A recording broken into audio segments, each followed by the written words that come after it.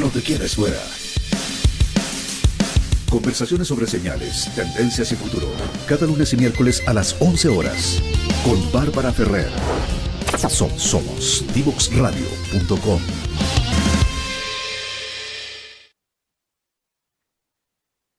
Estamos de vuelta en Frecuencia Memética junto con nuestro invitado de hoy, Andrés Silva.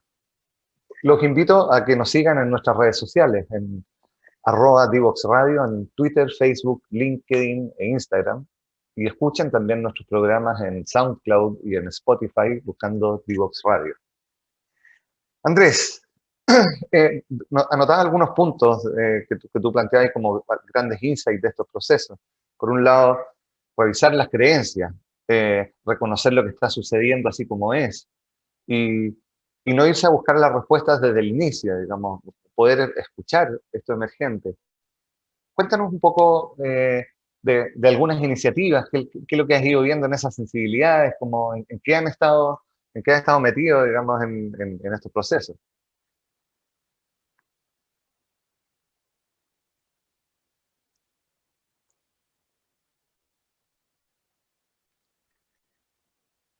Ya, estamos, ahí sí, ahí volviste. Andrés, ¿me escuchas?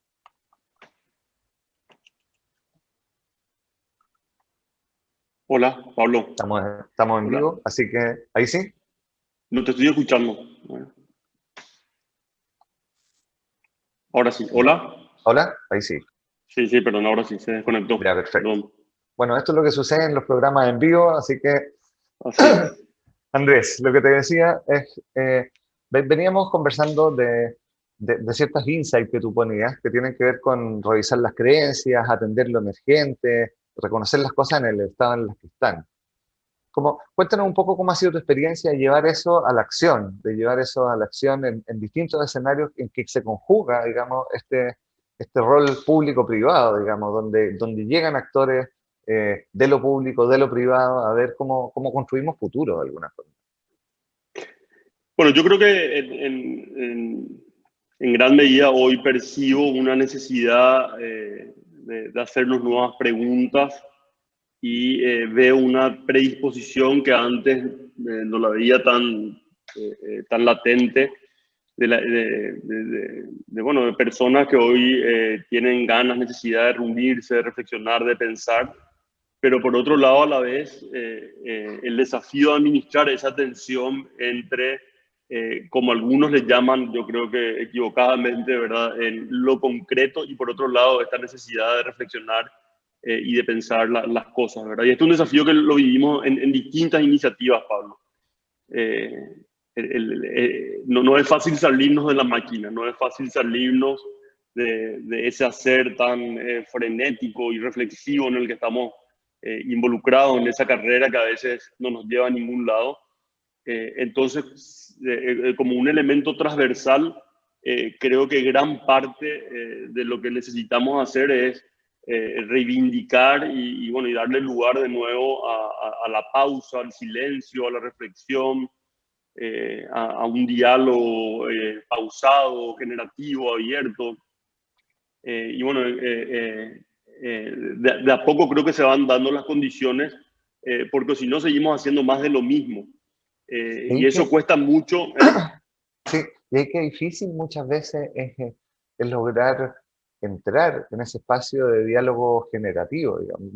No venimos entrenados para tener diálogo generativo, venimos entrenados para hablar sobre la verdad.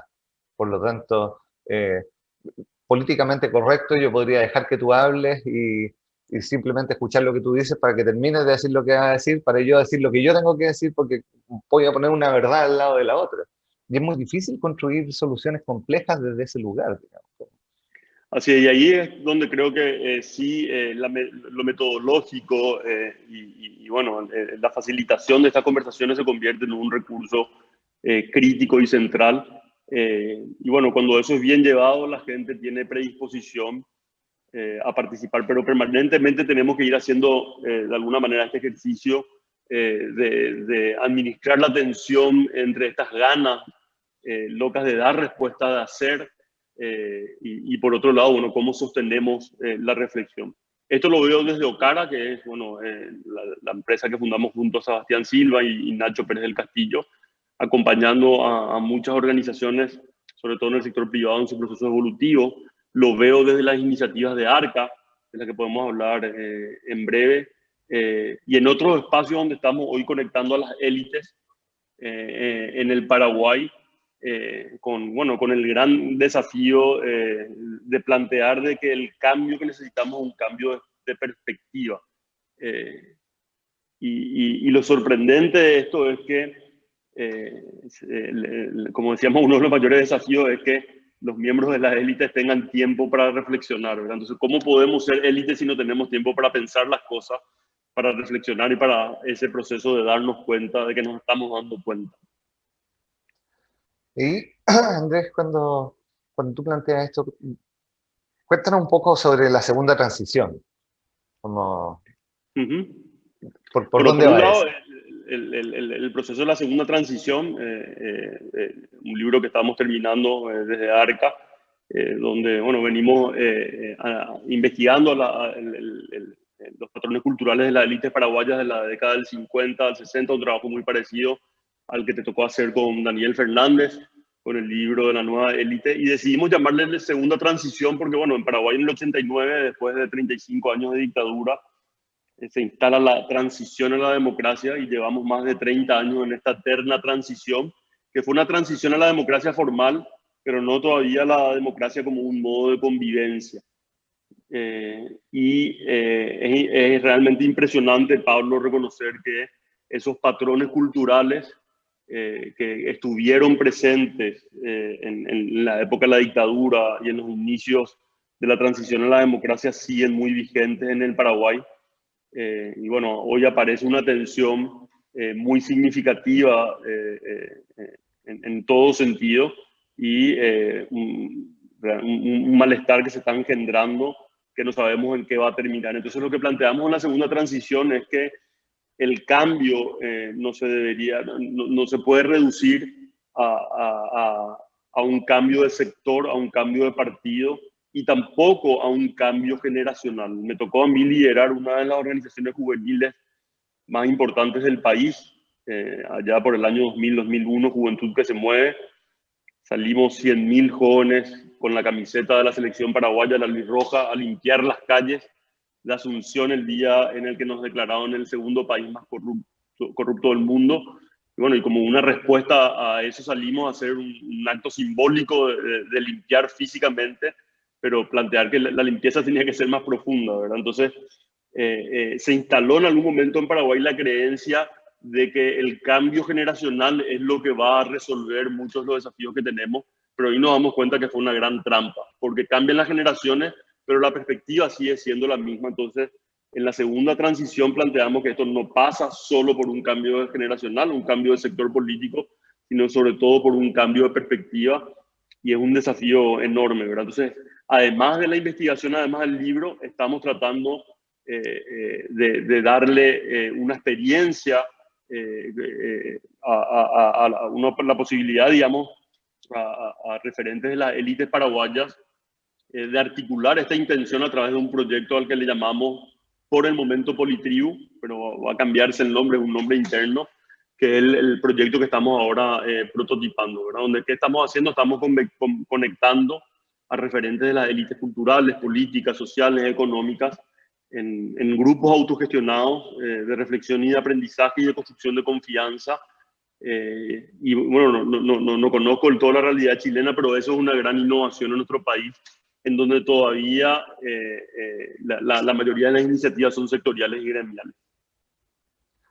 Y en ese sentido, como hay dos cosas que tú mencionabas que me llaman bastante la atención. Digamos. Por un lado, que es algo con lo que yo me he encontrado mucho en las organizaciones. Por un lado, este tema de la brecha generacional, que, que si lo ponemos en perspectiva, el edaísmo es una de las formas de discriminación, digamos, junto con el racismo y el sexismo de las primeras, digamos, ¿ya? O sea, como los viejos hablando de los jóvenes hablando de los viejos, discriminación hacia arriba, discriminación hacia abajo. Pero no reconoce y instala categorías estancas, ¿ya? Los millennials, los centennials, los X, los boomers, por ejemplo, que uno no se puede arrancar del año en el que nació. Por lo tanto, si te tocó en esa categoría, es como haber nacido Piscis o haber nacido Acuario, que uno se supone que tiene ciertas características sí o sí. Pero lo que nos ha tocado ver a nosotros también es que hay patrones culturales que se van repitiendo independiente de la edad.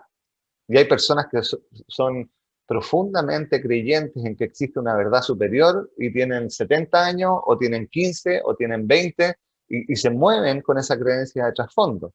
O personas que creen que el logro es lo único que importa y no tiene que ver con la edad. Sí hay algo importante en el cambio de las condiciones de vida que le está tocando a las nuevas generaciones, que son un habilitante para que aparezcan nuevas posibilidades de abordaje. O sea, vivimos con acceso a la información muchísimo más amplio, acceso al conocimiento de toda la humanidad, que antes salía un libro en inglés y se demoraba años en llegar acá, y ahora ya está ahí mismo. Podemos asistir a las clases de las grandes universidades porque están online. Entonces hay un contexto sociotecnológico que es distinto y que habilita nuevas posibilidades. Pero hay esa trampa que hay entre las nuevas generaciones van a venir a cambiar esto. Hay una inercia paradigmática que es muy fuerte, digamos. Entonces, cuando se juntan, por ejemplo, en este experimento que tú planteas a conversar en Politribu, en este espacio, digamos, diverso al fin, porque son gente que viene muchas veces con su propia mirada, con una especialidad sectorial, pero no viene, claro, tiene un contexto a lo mejor socioeconómico similar, digamos, pero viene de experiencias distintas. Empieza a aparecer el otro, y empieza a aparecer el otro alumbrando otros espacios que yo no veía.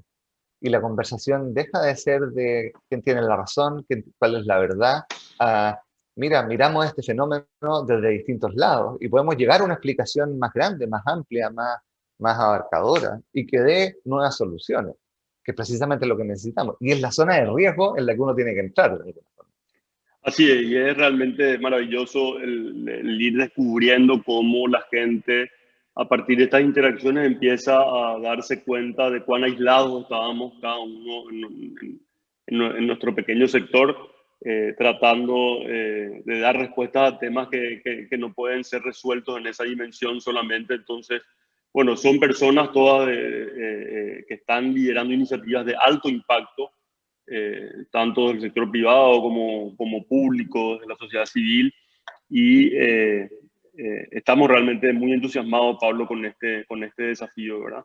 En un momento en el que, bueno, en medio de dos elementos emergentes, ¿verdad? Como la pandemia, el cambio climático, urge encontrar nuevas maneras de abordar nuestros desafíos, ¿verdad? Como nunca, hoy necesitamos recurrir a tres elementos que fueron de alguna manera vilipendiados, ¿verdad? O descalificados: el saber científico, por un lado; por otro lado, la institucionalidad, y finalmente, bueno, la comunidad global. Tres elementos que no le gustan mucho a los Bolsonaros, a los Trump, pero que son necesarios y que necesitamos también tal vez revisarlos y redefinirlos, ¿verdad? En un momento donde el saber ya no es tan seguro como antes, ni el poder tan soberano. Necesitamos ir generando este entramado, pero siempre, Pablo, desde la lógica emergente. Entonces, yo en este punto digo, no sé qué va a pasar con este proyecto, no sé hacia dónde vamos. Esa fue una condición de partida que dejamos claro con todos los participantes, y la idea es, de alguna manera, confiar en este proceso, confiar en los actores involucrados, en la capacidad reflexiva y aprendizaje, y tener la seguridad de que cuando se reúne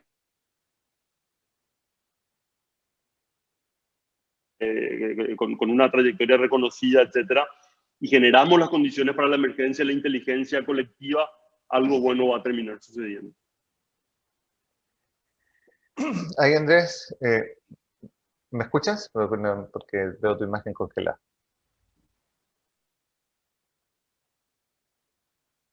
Bueno, mientras Andrés vuelve, hay ciertas... Ahí sí. ¿Volviste, Andrés? ¿Me escuchas? Sí, volví. Hay ciertas cosas ahí que me parece como bonito explorar un poco, digamos, porque cuando tú hablas de este tipo de procesos, hay una cierta sensibilidad que se ha despertado ¿ya? En ciertas personas que estamos viendo que es cada vez mayor, ¿ya? Hay cada vez más gente diciendo, ¿saben qué? Nos tenemos que preocupar de otras cosas más allá de nuestro resultado económico o nuestro devenir tradicional. Entonces, ¿qué es lo que tú ves ahí que hay en común en esa búsqueda que empieza a permear de alguna forma el borde entre esta frontera entre lo público y lo privado, digamos? Como, ¿cuáles son las preguntas que se están haciendo para poder entrar en ese espacio? Bueno, lo primero es que yo creo que la pandemia, que creo que es un síntoma y no la causa de mucho de lo que estamos viviendo, vino a hacer que podamos vivir de manera encarnada ese riesgo de lo común, ¿verdad? Donde crece el peligro, nace lo que salva, decía alguien. Y creo que ese es un factor común hoy, ¿verdad? Como que cada uno de su lugar y de lo que le toca ver, bueno, hay un reconocimiento de que esto no da más en gran medida, ¿verdad? Y que, bueno, necesitamos explorar nuevas maneras. Entonces, yo percibo, Pablo, esta inquietud que está latente en todos los sectores y que eso no garantiza absolutamente nada, sino de alguna manera le damos cierta intencionalidad al proceso, ¿verdad? Y bueno, el hecho de haber vivido con la pandemia, esta experiencia de sentirnos como nunca parte de un mismo organismo, de poder percibir cómo nuestros flujos biológicos están tan interconectados, aunque nuestros flujos culturales todavía no.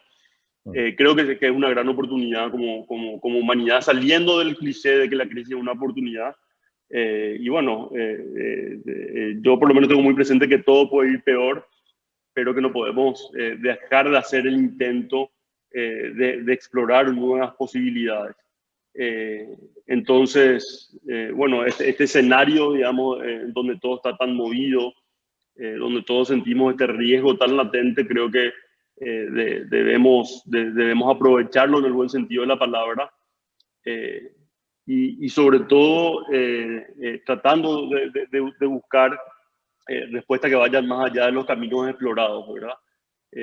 Y acá aparece el tema de la espiritualidad y la interioridad como un elemento clave y central. Yo también veo una predisposición de muchas personas a ir un poco más allá, digamos, de la dimensión de lo racional y de lo analítico, porque al final de cuentas el ser humano crece desde su interioridad, pero lo hace creando comunidad y esa comunidad también nos va recreando a nosotros, ¿verdad? Entonces, bueno, eso, en líneas generales veo una gran oportunidad con todo esto y tenemos que ir de alguna manera aprovechando cada uno de los espacios y con esta lógica que te planteabas desde el inicio, tratando de conectarnos con las personas, con los esfuerzos, con las comunidades, no desde el juicio ni desde el deber ser, sino que sobre todo desde lo que somos.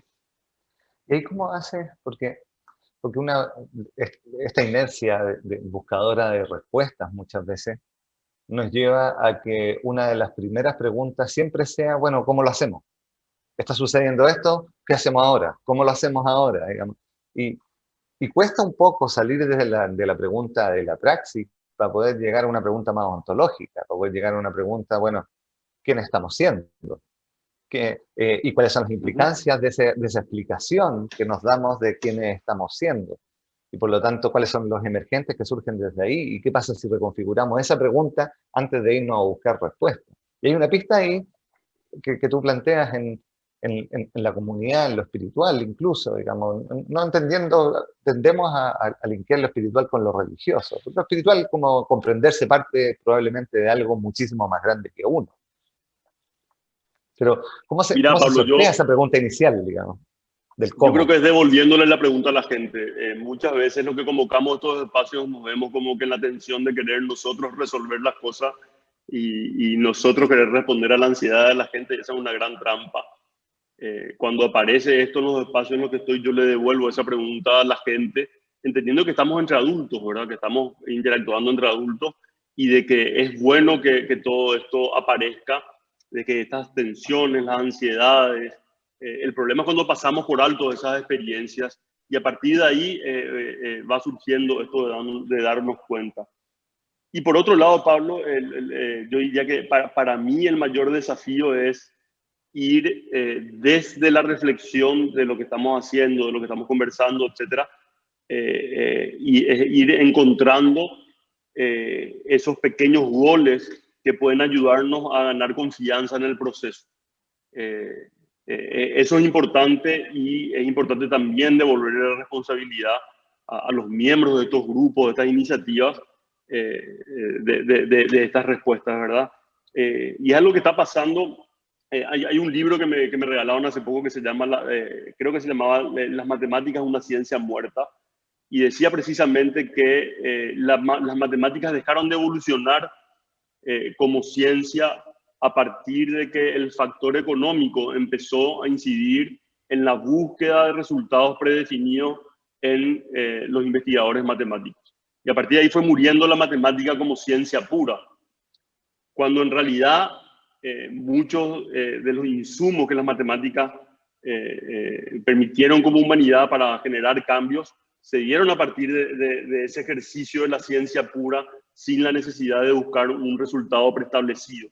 Entonces, si yo tuviera los recursos, yo trataría de reunir a la gente y de ofrecerle esos recursos para pensar no sé qué, ¿verdad? Para pensar lo que hay que ir descubriendo sin anteponer resultados, ¿verdad? Entonces, yo todavía no tengo la respuesta a esto y creo que sería muy pretencioso, pero voy intuyendo que en gran medida, Pablo, es como líder, como facilitador, es corrernos del centro de la escena, y cada vez que aparecen estas tensiones, estas ansiedades en los grupos de los que formamos parte, es devolverle la responsabilidad a las propias personas de ir construyendo esa respuesta, o si no es como que ahí evitamos, digamos, esos detonadores que son los que de alguna manera tenemos que aprovechar para generar aprendizaje.